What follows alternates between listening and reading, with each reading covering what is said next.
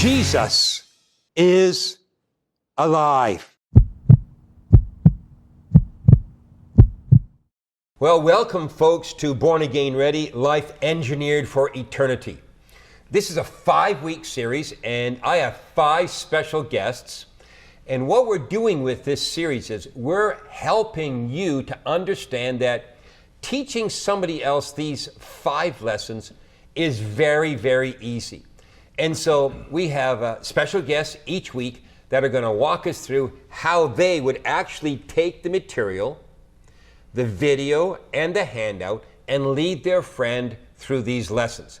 So stick with us for 5 weeks. We're going to have 5 different guests and they'll walk us through. Welcome to Born Again Ready, part of the On Track series. Today we begin by looking at Jesus as the rock.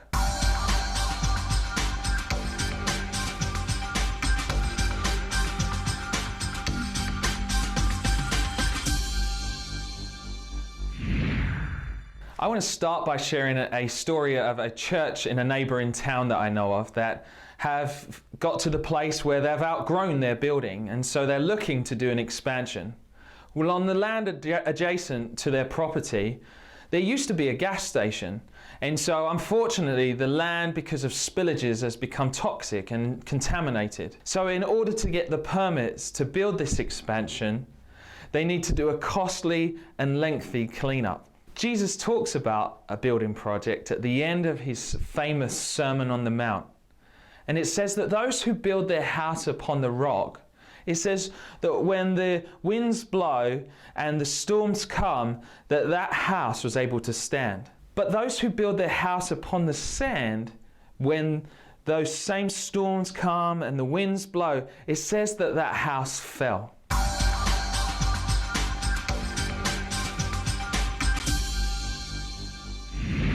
I wonder if many of us haven't really thought about the foundation that we're building on. We leave it to chance, like a game of rock, paper, scissors. We just hope that we get the right solution. But none of us in our right mind, if we were building a house, would build it on anything but a solid foundation. Consider this. How often does a 21-day program work for this poor soul battling drug and alcohol addiction? Or the shopaholic stop consuming by chopping up their credit cards? Does the soothing music and the deep breathing really rid you of anxiety? And when is enough money enough for the millionaire businessman? How high does the high-flying workaholic have to climb the ladder before they reach the top? And how many trophies will it take to satisfy the superstar athlete's thirst for glory? Why do jails and detention centers attract so many repeat visitors? And why do famous people find the front pages for all the wrong reasons? Or so often those positions of power become the downfall of the power hungry. The problem is not confined to any particular demographic, race, religion, or gender.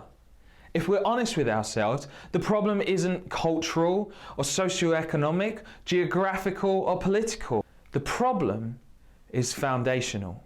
In another passage in the book of Matthew, Jesus is talking with his disciples and he turns to them and he says, "Who do you say that I am?" Now Peter, being the zealous, bold one, he turns and he says, "Jesus, you are the Christ, the Son of the living God." Jesus applauds Peter's response and he turns to the disciples and he says, "On this rock I will build my church and the gates of hell will not prevail against him." Some of us have perhaps mistaken Jesus' answer to believe that Peter was the rock on which Jesus will build, because his name Peter means rock. But I want to suggest, and I believe that biblically what's more accurate, it was the revelation that Peter had that Jesus would build on. The revelation that he was the Messiah, that he was the living God, that this is the rock on which we are called to build as Christians.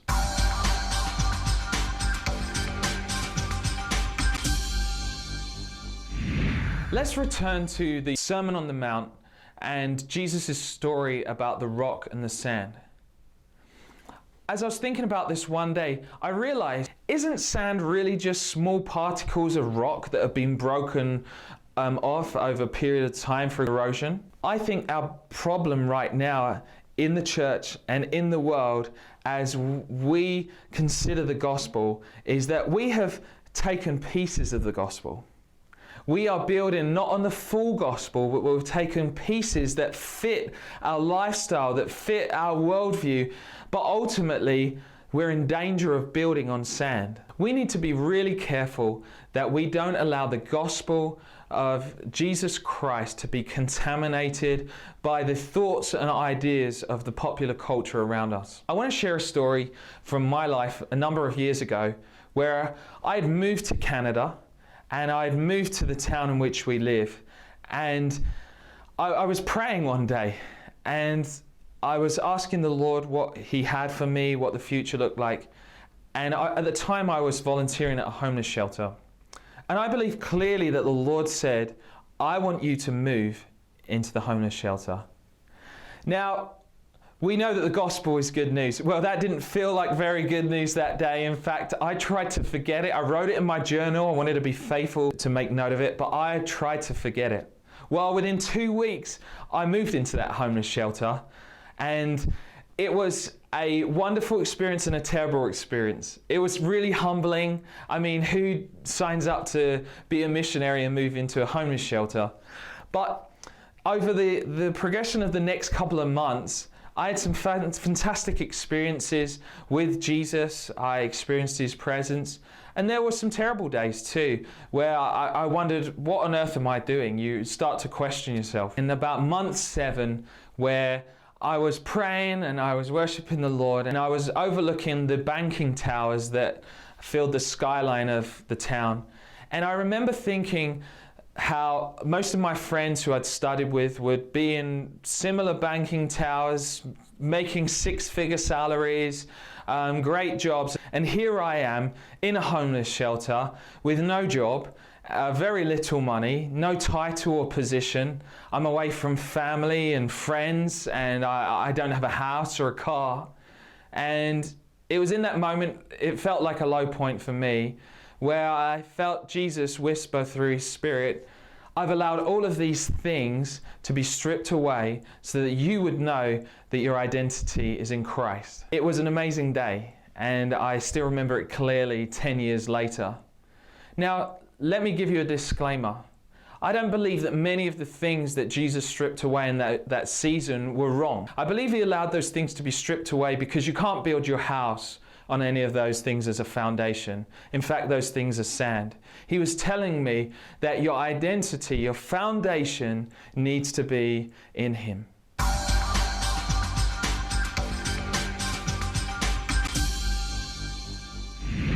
When a person gives their life to Christ, what happens is the contaminated, toxic foundation that they were building has been cleansed. It has been done away with, and a new foundation, that is Christ, has been put in place. The Apostle Paul talks about this when he's writing to the Corinthian church. He says this, according to the grace of God given to me, like a skilled master builder, I laid a foundation, and someone else is building upon it. Let each one take care how he builds upon it.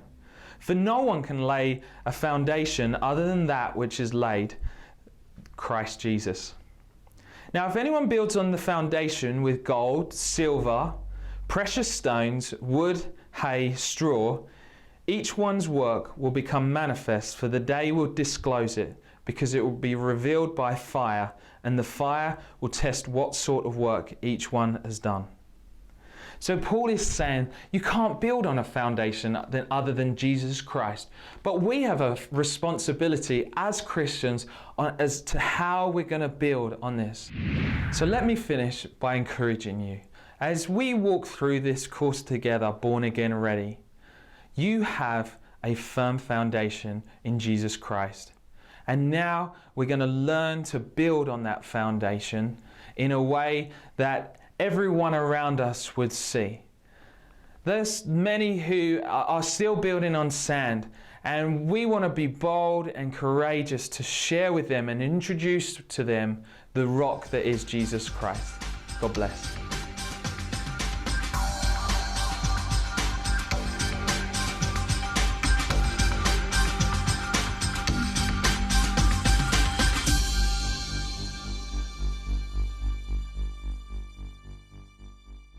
Well, I'm delighted today to have Chris Rollins with me. Morning. Thanks for being with us, Chris. And Chris is our teacher for the lesson on the rock, how that Christ is the rock. Or in our video, we use the word foundation. So let me begin by just asking you, describe for us how you would help. We're going to use the word Fred. Okay, I got to write that down. Fred is your friend. Okay, how are you going to help Fred process this business of Jesus as the rock or Jesus as the foundation? How are you going to help him with that? So I will just go through my walk in life with Jesus and how I've experienced him and grown in him and with him throughout time and through my personal revelation of what Jesus is to me and who he is to me and how my life is better with him. Okay. So he starts off with this question. Do you remember when you really began to question your life prior to meeting Jesus? So this is a question you're going to ask Fred. Now it's a little different for you because you got saved when you were like 4 months old or something, right? Yeah, 5 years old. Yeah. So life before that's a little blurry. But even though I came to Jesus at a young age, there have been different moments in my life where I have questioned or has come to the surface of like, what is my purpose here? What is Jesus doing with me?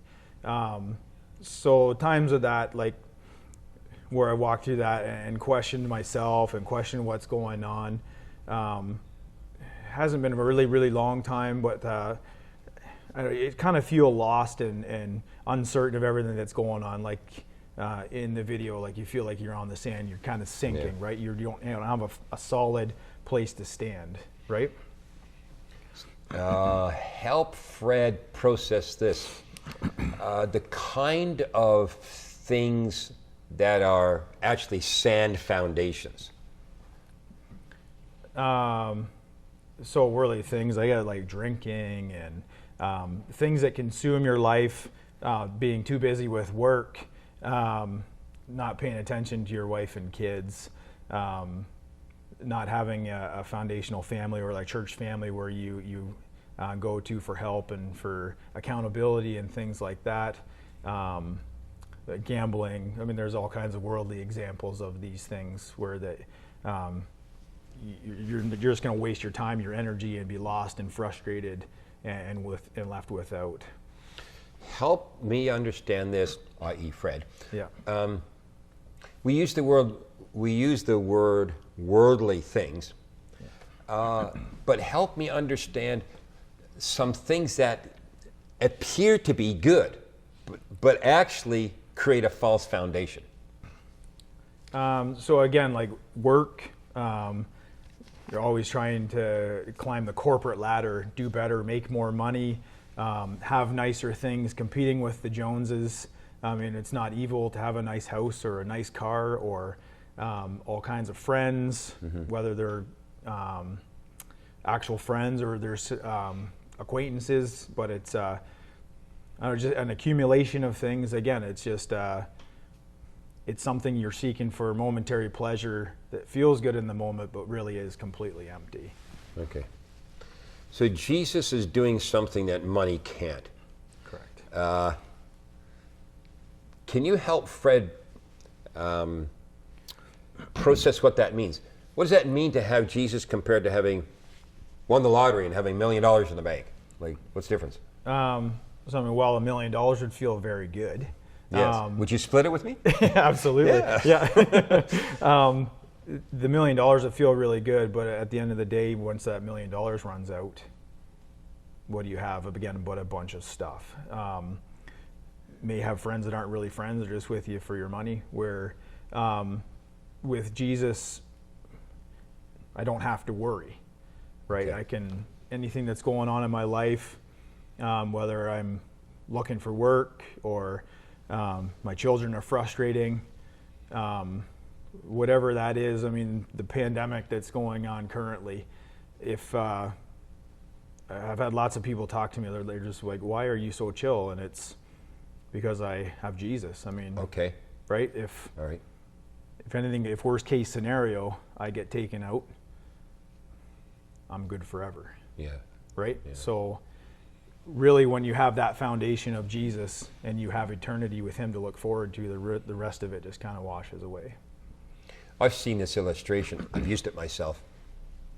You have a 300-foot rope, and it's a white rope, and you cover the end like half an inch with black tape, Yeah. and you hold it up before an audience, and you say, this black tape represents our life now, Right. compared to all eternity, but even eternity is eternity. Yeah. And it helps you realize how short our life is.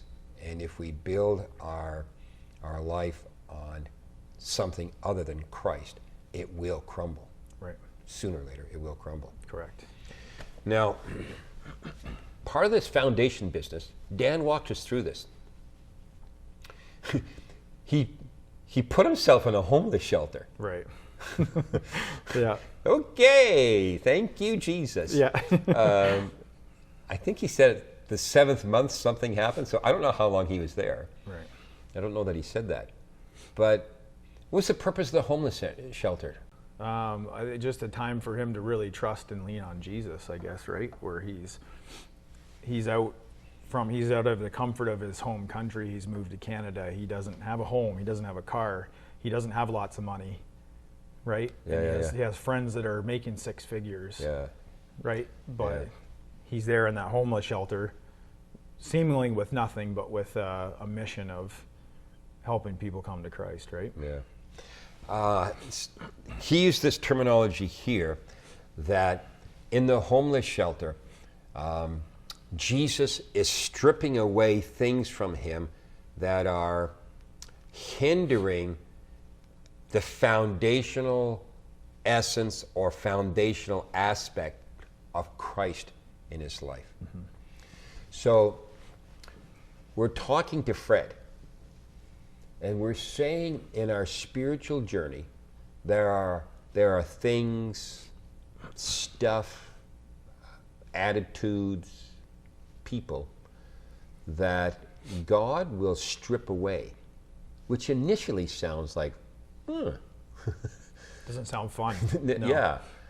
So why is that happening? Tell Fred why that's happening, like this stripping away business. So our good friend Richard Foster, there's a quote in his book that anything that God is going to use, he first reduces to nothing. Wow. And again, in my life, in my experience with Christ, I've had a lot of reducing Okay. to nothing. Give us an illustration of that for me. So different things throughout my life, like I've lost my job, I've lost my house, lost my vehicles, dealing with a debilitating genetic disease in my life that's physically disabled me to the point where I can hardly walk as good as what a 2-year or 3-year-old can. So these different things in my life have helped me to take my focus off of what we called those worldly things of having a better job, a bigger house, a nicer car, and saying like, really, there has to be more to life than this because, right? Without my physical abilities, without any of that stuff, there has to be something to lean on. So is it fair to ask Fred, what is Jesus stripping away from you right now? I would think so. Yeah. Say if we sit down with Fred and I ask him what is he stripping away? Like, what do you see that God? It looks like is being torn away from you. Yeah. Does everyone need to go to the homeless shelter? Maybe it probably wouldn't hurt him. Give him a new outlook on life, probably. Yeah. But is that something that everybody needs to do? Probably not everybody. Yeah. Help us understand this, that God doesn't just strip away cars, money, boats, snowmobiles, whatever kind of thing. Yeah. Not just stuff, but he strips away our attitudes, Right. right? Right. So give me some attitudes that Fred needs to know. Like, watch out, God will take this from you, Fred. Look out. Fair enough. Yeah. So I guess going back to like where my genetic diseases got me, like it may not have shown all the time, but I was a fairly arrogant person. Okay. So again, I thought I was really good. I was strong. I was able, mechanically able. Which, by the way, I'm doing brakes at 4 if you Yeah. help me. Oh, Deal. sorry. Deal. Yeah. Brakes are my go-to. But it just everything I could do. I didn't need help with anything. I didn't want help. This is very strong, especially in a male psychic. Right. The idea of self-reliance. I can do life. I can do this. I'm able. Right. I'm capable. You know. Yeah. I've got the know-how. I've got the money. Yada yada yada. That kind of stuff. Eh? Yeah. But that's a foundational issue. Correct. Yes. Right. Yeah. So there's no reliance on Jesus. Yeah. I've got this. Yeah. Right. Yeah. So that has been a major thing in my life where I was like, no, I don't have this. Yeah. Yeah. Right. Not by myself. It may look like I do, but really I'm falling apart without God. Help Fred process this.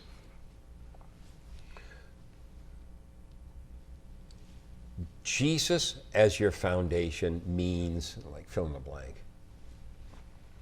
Jesus as your foundation means, fill in the blank for us. That I have hope. Okay. So that's the main thing, is that I have hope that regardless of the storms of life, like in the video, like when your house is built on the rock, the winds blow, the storms come, doesn't matter, big bad wolf is out there Yeah, blowing yeah. on you, right? Yeah, like yeah. it doesn't matter that I know I'm good. Again, whether it's I don't have the money, I lose my house, Okay. I don't have my health, any of those things, I know I have Jesus. I know I have eternity with him to look forward to, right? I remember this quote by Billy Graham I wrote down a long time ago. I serve God not because he delivers me from all my pain, but because he's with me in my pain. Now, the story that Dan read out of the book of Matthew, the storm one that you just, drew our attention to, Fred needs to know that serving Christ doesn't make all storms go away, Correct. but it gives you a foundation in the storm, Right. right? So walk Fred through that for us. So again, like I said, in my life where I lost my house, I've lost my car, my health is at the moment fleeting. I'm not 100% in line with where I should be. Jesus is that post that you're holding on to in the hurricane that you're gripped to with all my strength, because I know if I let go, I'm gone. Help Fred with this. It's the many paradoxes of Scripture. I'm holding on to Jesus, but not as effectively, intentionally, or powerfully as he is he's holding on to me. Correct. Right. Yeah. We don't want Fred to mix up self-effort here. How are we going to make sure he doesn't do that? I guess if you're looking at it the same way as holding on to that post, that even though there's times you feel like giving up, that God's always there, like cheering you on. He's always behind you, whether it's through fellow Christians or, and I've had random people walk up to me before and just said something that's incredibly encouraging. Yeah. Right? So I have 4-year-old granddaughter. So if I'm going somewhere with Margie and we're going to cross the road, I'll say to Margie, hold Papa's hand. So I'm holding her hand. Now she may be pretty nonchalant about it. She may be kind of loosely holding my hand, but because we're crossing a road, You're squeezing on hers. I'm not letting her go. Right. Yeah. Help us walk through this paradox of this lesson, and it's this. There's some really bad news, but the bad news actually is really good news, right? Right. So there's this you got the wrong foundation. All this foundational stuff is wrong. But if you come over on this side to Jesus, the bad news is you got to let all this stuff. The good news is you get Jesus. Right. So help Fred with this apparent paradox. So I guess, like I said, for like the Richard Foster quote of God, what God is going to use, he first reduces to nothing. Another famous quote that I really, really love is that the night is always darkest right before the dawn. Right? So even though, again, it looks bad, it feels bad, if you can just hold on or look to the fact that Jesus is going to be so much better, like you're going to be so much further ahead and so much better off than where you think you were before. One of the big lies of the enemy says that's not true. Right. Yeah. Yeah. So I say you're dark. Like say you're the darkest, or the night is darkest right before the dawn. So you're in the dark. You're in that pit. Where's the light? I can't find my way out or whatever. But as soon as that first little crack of light hits the horizon, it doesn't take long before you're in full light and you're good to go, right? Okay. Let me do one more thing really quick. Yep. Help Fred to understand Jesus is the rock, the church isn't, and friends aren't, even though they're important.